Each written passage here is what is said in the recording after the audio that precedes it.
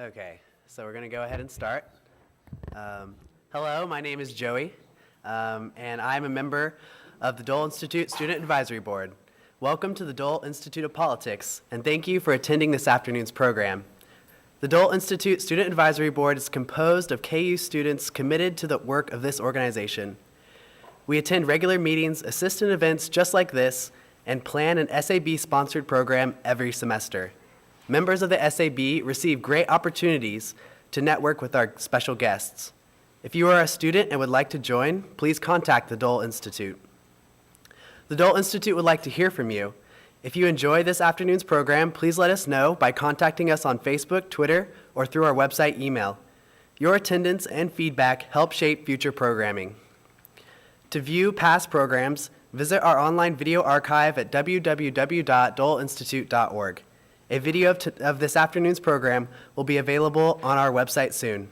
Before we begin today, I'd like to remind you to please turn off your cell phones. And after the presentation, we'll have some time for audience question and answers. It's very important that you have a microphone before you ask your question, or else the question will not go on our online audio. Please remember to have just a question and to raise your hand until I come around with it. Please just ask it very briefly. Finally, if at any time during the program you have trouble hearing, ask a Dole staff member or a student volunteer who will assist you. And now, please welcome Bill Lacy, the director of the Dole Institute. Thank you, Joy. Can everybody hear me okay? Okay, great. Thank you all for coming out.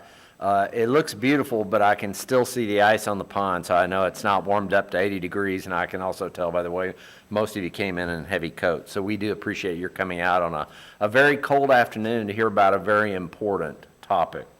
Dr. Ludy Green is a national and international spokesperson on financial independence for victims of domestic violence and their children, and also the president and founder of Second Chance Employment Services. Second Chance is a nonprofit organization providing meaningful employment for domestic violence victims. Dr. Green's recent book is Ending Domestic Violence Captivity, A Guide to Economic Freedom. Now, Dr. Green knows Senator Bob Dole, and Senator Dole is the one who called me up a few months ago and said, hey, why don't you ask Dr. Ludy Green to come and speak at the Dole Institute? And so we did that, and she was kind enough to join us today. And Senator Dole says of Dr. Green's new book, it speaks to the millions of families whose lives are affected by domestic abuse, as well as those in social services, academia, government, business, and nonprofit organizations interested in helping abused women regain their lives. You know, I've known Senator Dole now for 28 years, and Ludy was telling me she's known him for 26, is that 26. Right? 26. And I thought I knew the man pretty well, but I never knew until Dr. Green and I talked this afternoon of the big role that he's taken on domestic violence issues, and which goes to show what a multifaceted individual that he is and why he called up and asked us to invite Dr. Green. Dr. Green has spoken widely and received very many important appointments that you can read about on some material that we'll pass out at the end of the program. Please join me in welcoming to the Dole Institute of Politics, Dr. Ludy Green.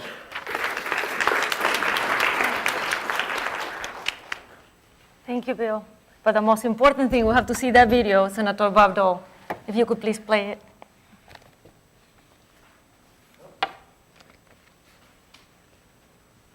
He requested that. Cool. The first question I need to ask both of you is, how do you know each other? Oh gosh, so many years. I used to work for the Bush Call campaign. We're talking about 1988. And you know, in the political circles you all meet. And that's how I got the chance to meet Senator Dole. I was so honored to have that opportunity. Yeah, and we were working on violence against women, you know, I don't know how many years ago. It's about 26 years now on my side. Right, so this has been a very long-term commitment for both of you, this issue. Yes.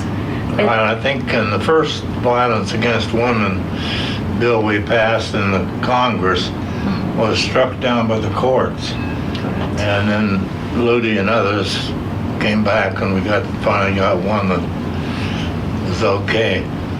Well, you know, I was in Congress a long time, and for years this topic was never discussed. We never talked about violence against women or children. And I took an interest in it through a friend of mine, Mari Will, George Will's wife. And she felt very strongly about the issue and got me interested in it in the Senate. And that's how you came to know Ludy and became involved specifically with her employment agency. Right. Right, right. It's the only one of its, it's the first one of its kind, and it was established by Ludy. And you've been around the congressional circles and all of these circles for many, many years. And yet it doesn't seem like the numbers get much better as far as statistics about violence against women. I mean, 1 in 4 women are going to be sexually abused or physically abused in their lifetimes. Every 15 seconds, a woman is beaten by her husband. It's kind of staggering when you think about it. Have we evolved at all as a nation in this? Well, when I look back on it, I think we've moved forward a little, but not enough. And we're still a long way from the goal that Dr. Green and others have hoped to reach, right? Correct. Yeah, and Ludy, you've written a book called Ending Domestic Violence Captivity, A Guide to Economic Freedom.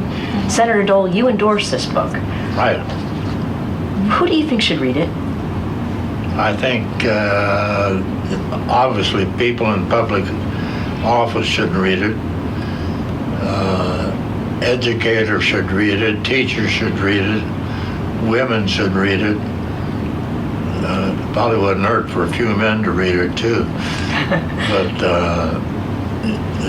it's a guide to things you can do. And again, how long has it been out, Ludy? About 6 weeks. So it's brand new. Did you bring a copy? Correct. We have it here. What a great setup. Yeah. Yeah, that's terrific. And when we talk about the title, Ludy, what do you mean by domestic violence captivity? Captivity means powerless. Women who have been trapped in abusive situations, in battered and abused for so many years. And unfortunately, they start feeling that they're prisoners of their own environment and they cannot make any decisions of their own. And did you write this book for a specific reason? I know that Senator Dole was saying that educators should read it and people that have some opportunity in the community to build a foundation for these kinds of things. What was your purpose for writing the book? Totally, my purpose is to share the model of my organization, Second Chance Employment Services, as Senator Dole said, the first and only employment agency in the United States for domestic violence and human trafficking victims. So my purpose now is that these people in the communities will replicate the model around the United States. What drives you? I mean, this has been, like you were saying, a 26-year commitment to this subject, and yet you hear these terrible stories. I mean, what keeps you going? This is my life mission. I grew up in a home of abuse. My mother died from that. And I feel that women had to have a chance, and children like me, like when I was a child. So I don't want to see that anymore. I want to see violence being exterminated from society. And every time I see a woman coming out of Second Chance with a new life, it's a hope for me every day. Senator Dole, you've been a champion for the underdog all of your life. This is a wonderful purpose for you. If you could ask lawmakers to do something to make this situation a little better, a little easier, what would you encourage them to do? I'd go back and look at the present legislation to see if it can be updated with the help of people like Ludy, and things that we may have missed that should be included. And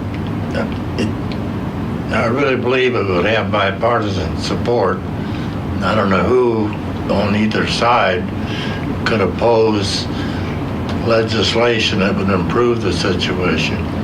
Well, I'd get an agenda. I'd have 4 or 5 issues that I could talk of that I was for, instead of 4 or 5 issues that I might be against. that may be valid, but I think you have to have a forward-looking agenda to resonate with the American voter.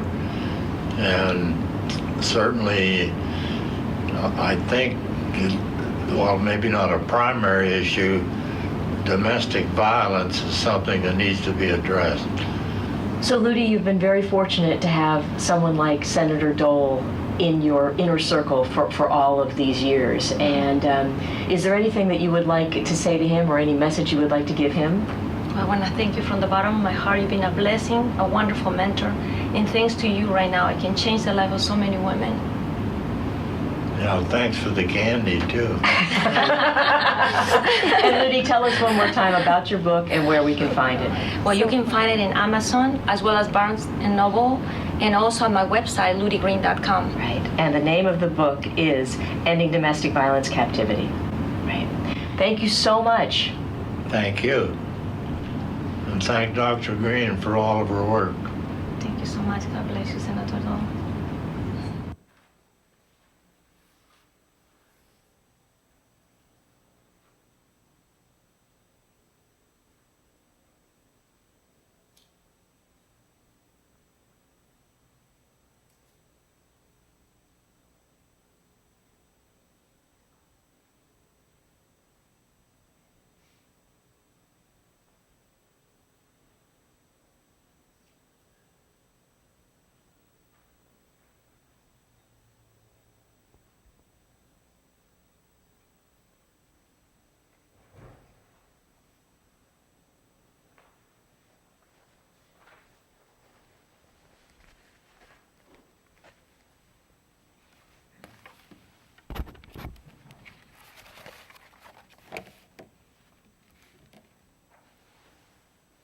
I begin today by reading a short section from the prologue of the book.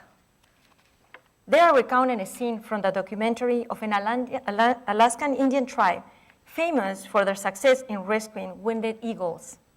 A tribal elder holding a majestic eagle in leather gloves says, and I begin reading, "When we rescue an injured eagle and nurture him back to health, he will fly once again and gets a second chance.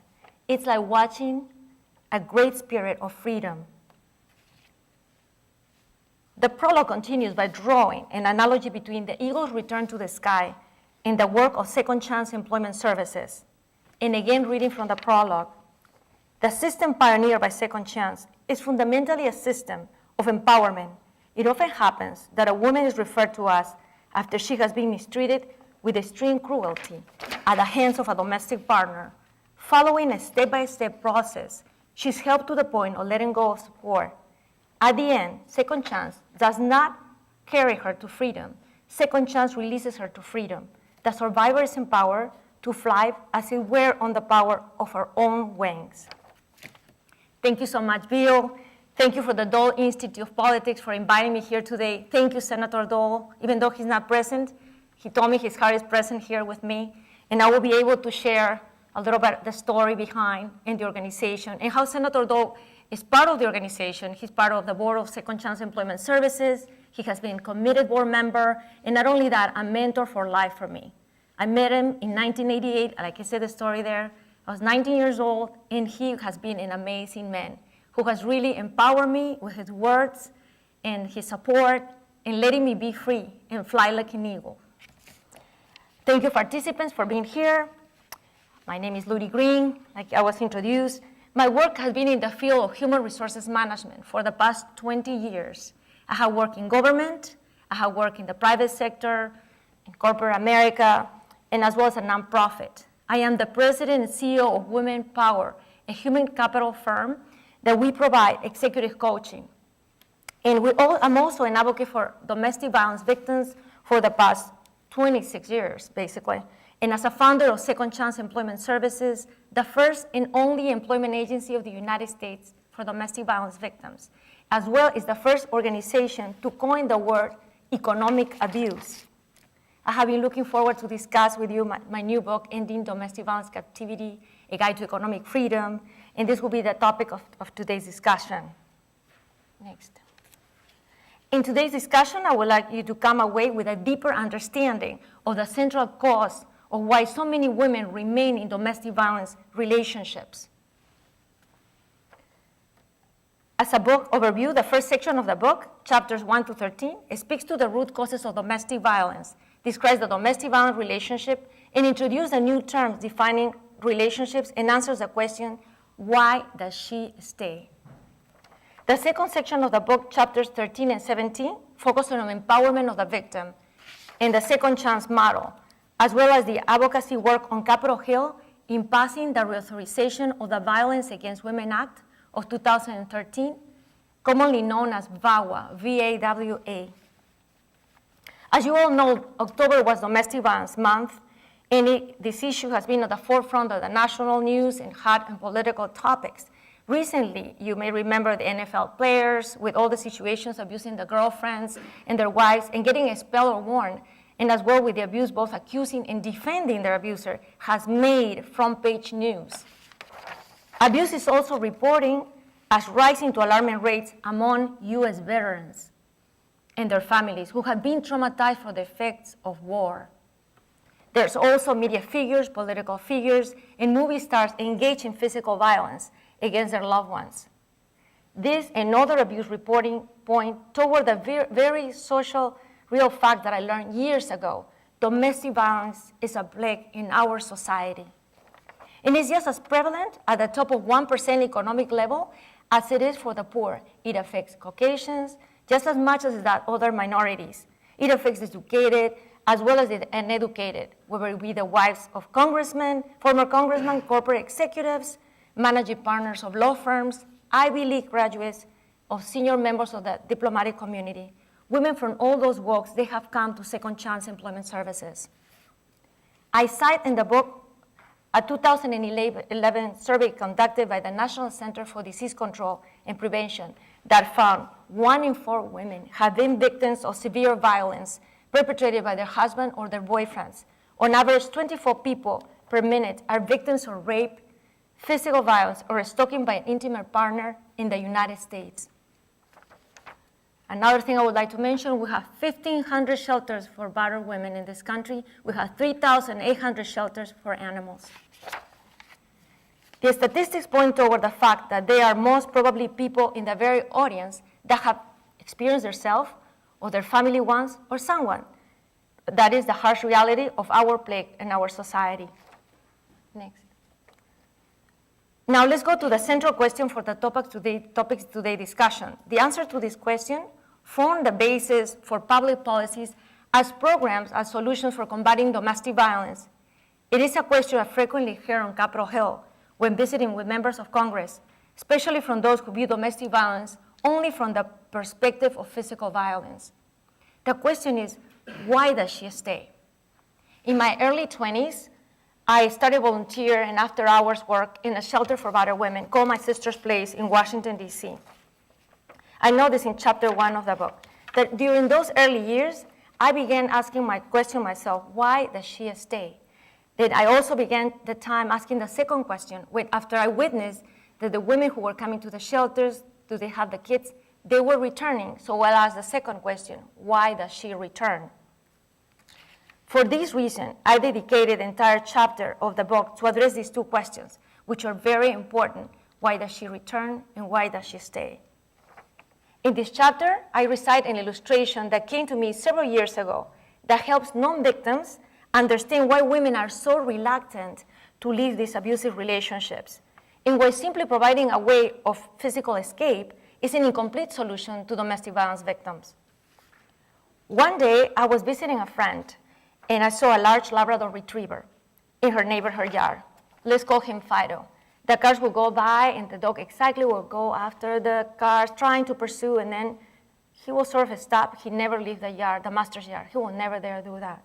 So then after that, I was watching the other side of the street where there was a tree, and then the squirrels going up and down. The dog getting so excited trying to get there. Then he gets to the edge of the street, and he stopped. So I told my friend, that is amazing. What an incredible trained dog. And my friend started laughing. She said, oh my gosh, this dog is the menace of this neighborhood, and it's a Godzilla for all flower beds. What you don't see is, she said, look at that. There is the invisible fence. Huh. And she said, that fence, when you see it, when he approaches the fence, it sends a signal to the receiver on the collar that he had. And that sends a jolt of electricity to his neck. To the unwitting observer, the question leaps off the tongue, why does he stay? Fido clearly has the desire to break free, yet his fear of getting shot holds him back. After the training is complete, one may turn off the sensor so Fido can physically just, go away. Yet by this point, Fido wouldn't dare break free. Instead of that, he will just stay there. Interestingly, like a victim of domestic violence, Fido's captivity began in complete trust. So when the master was putting the collar on his neck, Fido was probably caressing, wagging his tail, and so happy to have the master doing it. But if he would have known what he was putting on his neck, he would have run. The invisible fence is built over time, which I will talk more about later. I'm told that at the beginning, the dog gradually, he will bolt free from such a device, but from passing the time through the shocks, he will frequently stop going that way, and then he will just stay in his place. But until the invisible fence becomes tangible in the mind of the dog, then the animal will not run anymore. Then all his dreams to run free, he will never do it again. Although the dog's will to be free remains as powerful as ever, the invisible fence crushes his power to act. From this allegory of the invisible fence, I now want to provide a couple new terms I define in my book that explains how the invisible fence is built and how the second chance model plays a vital role in helping tear it down. Collectively, these terms clarify the answers to the questions: why does she stay? Why does she return? In chapter 5, I introduced the concept of domestic captivity. Domestic captivity is the condition of a person who has been deprived of their own power to terminate an abusive, intimate relationship.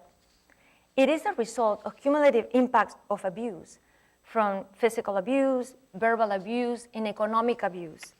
From the outside, the impacts of the abuse is invisible to most, unless someone is trained to look after subtle signs. Even signs of violence are often hidden because people are fearful of retaliation of the abuser, or the victim's fears is stigmatized or isolated from friends and coworkers.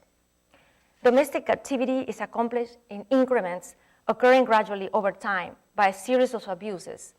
The cumulative effects of abuse serves to build the invisible fence brick by brick that keeps her from breaking free, even when she's physically empowered to live by courts and protective services. Now, I want to discuss another term that is also very interesting, the one that I brought to be domestic tyranny. It is the second term, and it's a method of one person controlling another person, much like tyranny in a dictatorship. In a tyranny, citizens are dehumanized through constant physical force, financial coercion, and psychological warfare. It represents a gross imbalance of power when one controls the resources of another person, controls who they associate with, and determines what topics they may be discussed through society. By these constraints, the dictator reinforces in the mind of the subjects what is the perception of reality. That is, how he wants his subjects to see reality of living under his control versus living beyond the fence, as it were outside of his control. The same principles apply to how an abuser gains complete control over his victim. Day after day, brick by brick, the controlling activities of abuse reinforces the victim's mind that living behind the invisible fence is a lot much better, a lot safer. On page 55, I use the example of North Korea and how it victimizes and controls its citizens. I recently read an article of a young woman defecting from North Korea in 1997 and eventually ended up in South Korea.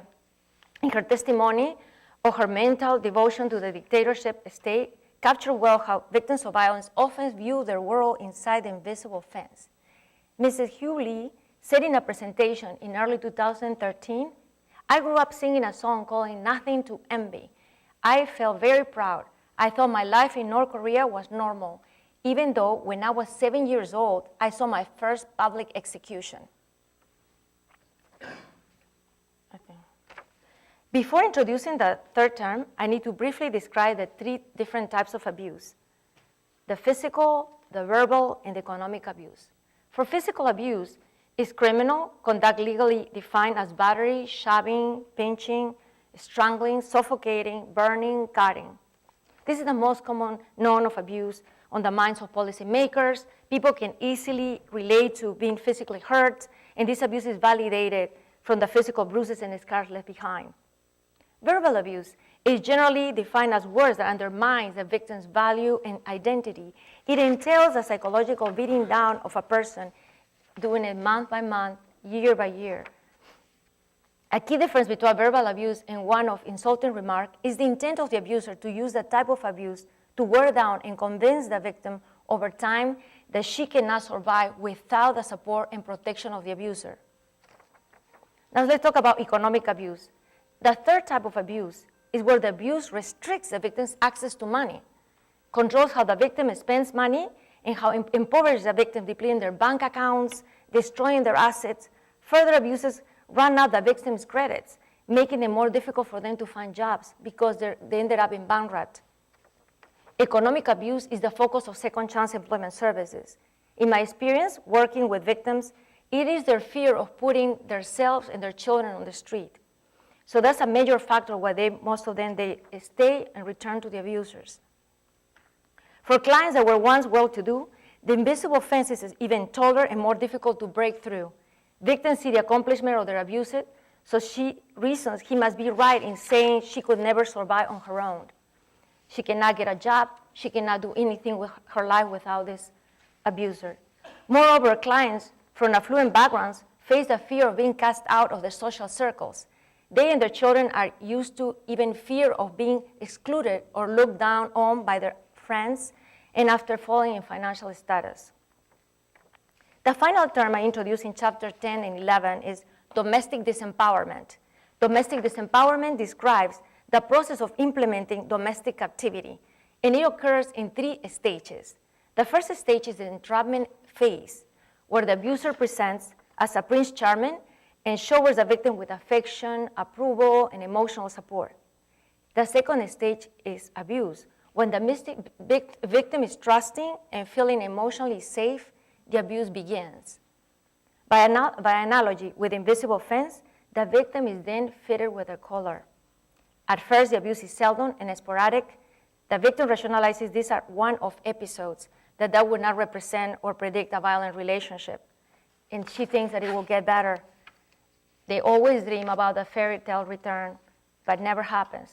The frequency and severity of the abuse, physical, verbal, and economic, escalates.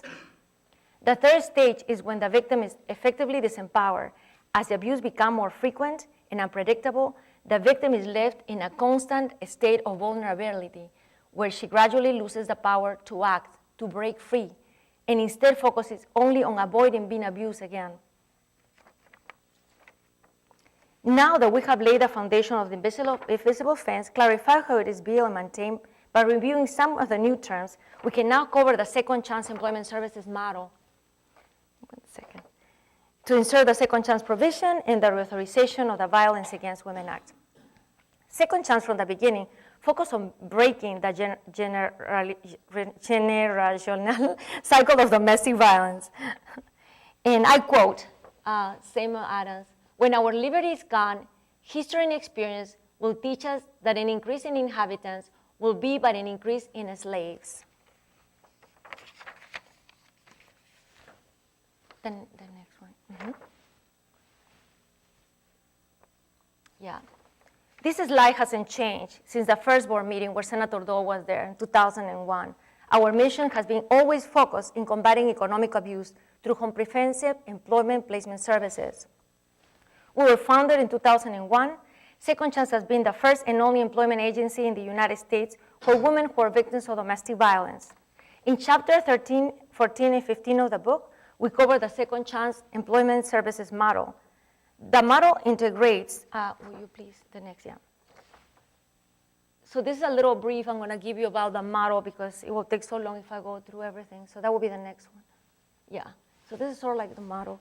So it provides a model integrates the service of other services providers, such as housing and training, and permanently removes the electrical collar from the necks of victims.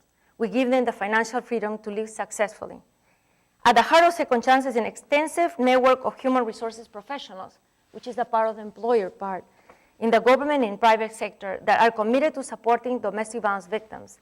Our model focuses on providing comprehensive employment services for hard-to-place victims who want to re-enter the workforce. It begins with client referral partners, which you see the client on the left side, and approximately we have right now 115 client partners today, which are shelters, welfare-to-work programs, Department of Social Services, and faith-based organizations. Our internal team then prepares an employment plan for each client, reflecting their skills, interests, experiences, and our team offers unconditional emotional support, never judging our clients. Next one. So it shows that the Second Chance provides the support and the training, and the clients offers the courage and skills. Perfect, yeah. The clients are then referred to job partners represented by human resources professionals in over 200 organizations, represented by the federal, state, and local governments in the private sector, including the legal profession, finance and banking, hotel industries, and much more. These organizations are committed to give priority placement services for our clients. Finally, there are the financial sponsors who believe in the Second Chance mission, and they help us fund our programs. Many of them are job partners. Today, we have served over 4,000 women, and of these, placing over 1,500 women in meaningful long-term careers, paying between $32,000 a year and $125,000 annually with health benefits. Next one, please. Next. Okay. The next one. Yeah.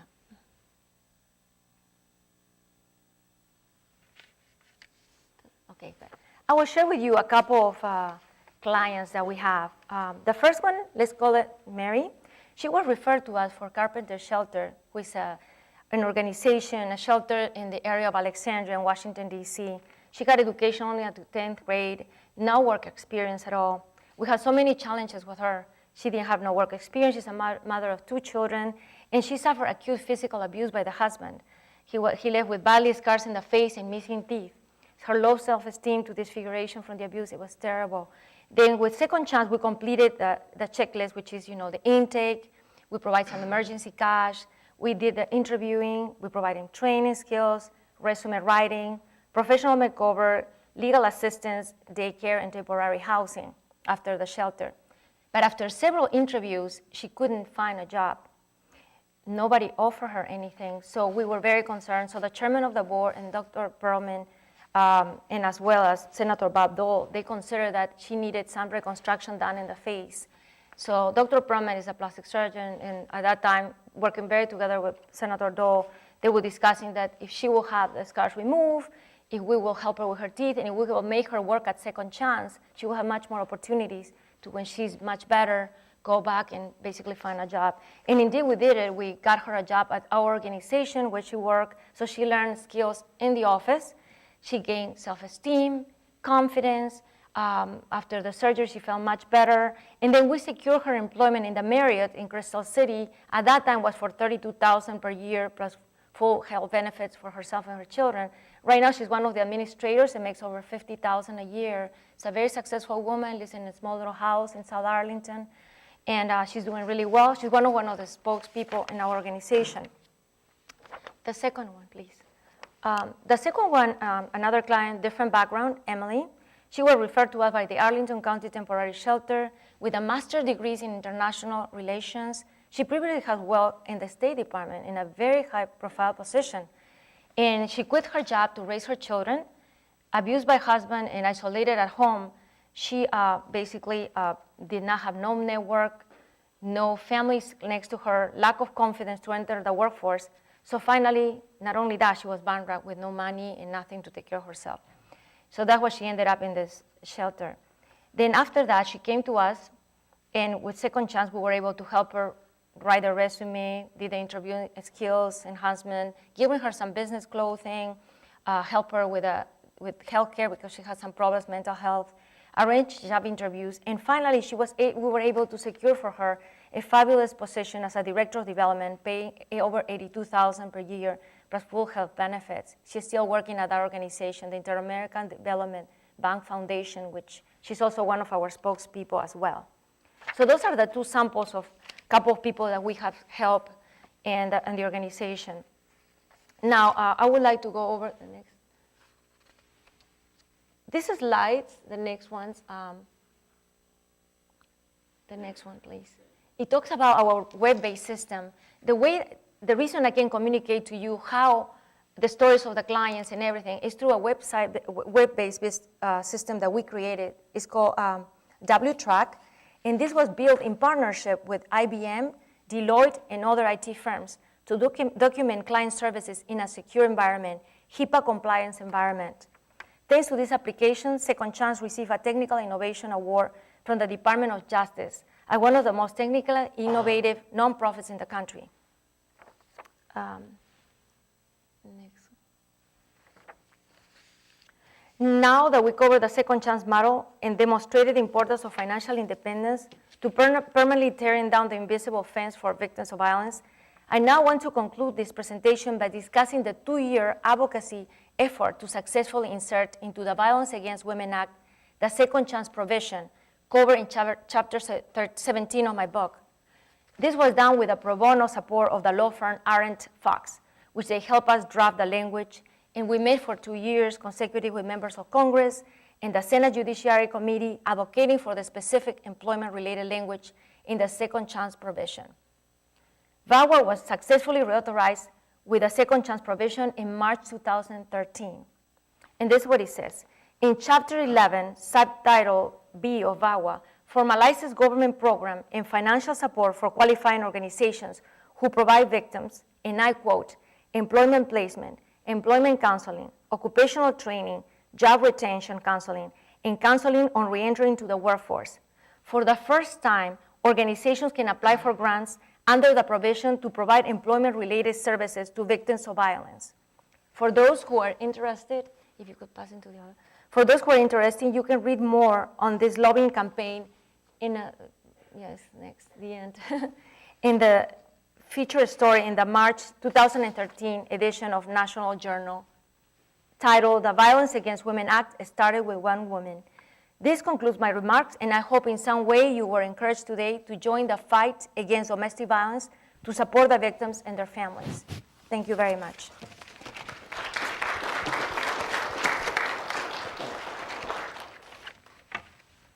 Do we have any questions for the speaker? I'll ask one if that's okay. Yes. So are you aware of Cities for SEDA? SEDA is the Convention on the Elimination of All Forms of Discrimination Against Women. Mm-hmm. And Cities for SEDA is an initiative where cities like Lawrence can choose to uphold the international treaty with city ordinances because our federal government can't pass it out of the Senate. What do you think about that, like taking international women's rights and implementing them on a local level? It's quite complicated because we have to address first our issues here. I know there are so many laws that have been put in other countries, and I have been traveling quite a bit, with this administration as a cultural ambassador. I have been in Syria and Jordan and so many, but I will think that the laws here, to be honest, they're much more advanced in the United States and they're much more applicable. I would in particular myself be inclined to go to that. That's my personal opinion. Would you mind standing up, please? I have two questions. One is, how do we help the woman next door to us who is being held captive because of economic concerns? And then what do we do if we're not associated with a hiring institute or hiring business? How can we make a difference, each of us individually? That's a wonderful question. Let me tell you, it's not about that you are employed or not, or it's not about that you have these resources or not. You may not have them, but a friend of yours may have it. Your church may have it. Your community may have it. It's passing the word around. And it's being there for your neighbor. You can invite us a cup of tea. You don't need to tell them what to do and how to do it. It's just showing that support, that care, that they know they're not by themselves. And not only that, for example, you can start researching about resources. You have them there. She knows that she can trust you. She can go there if she has any need. And of course, if something occurs, you always have, in any instances, you will have to call the police for, further needs. But if you think that you cannot do it, all of us will have the power to do it. The other day, I want to share a little story. I was in this little tea, and I was desperate. My organization is only in 7 states. I got this terrible email. It was this woman desperate, losing her child. She cannot find a job right now. In Wisconsin. I mean, I don't know anyone in Wisconsin. This is my first time in Kansas.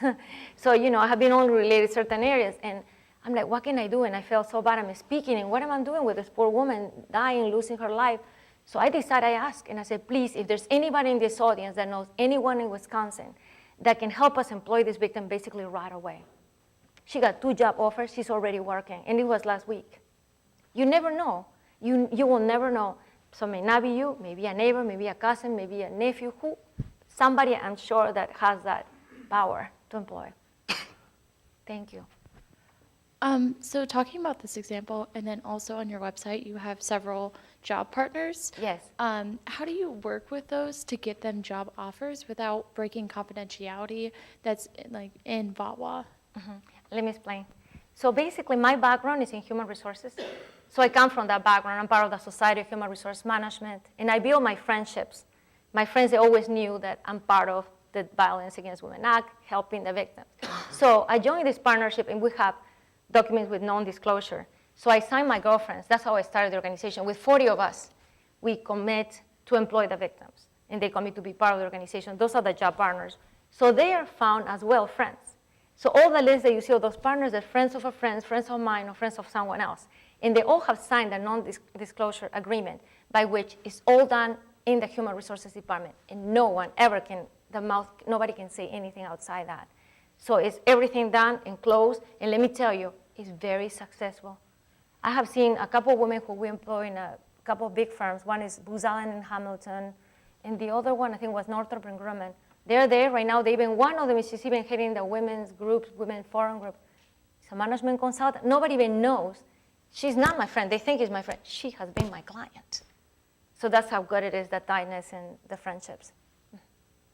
Thank you for your question.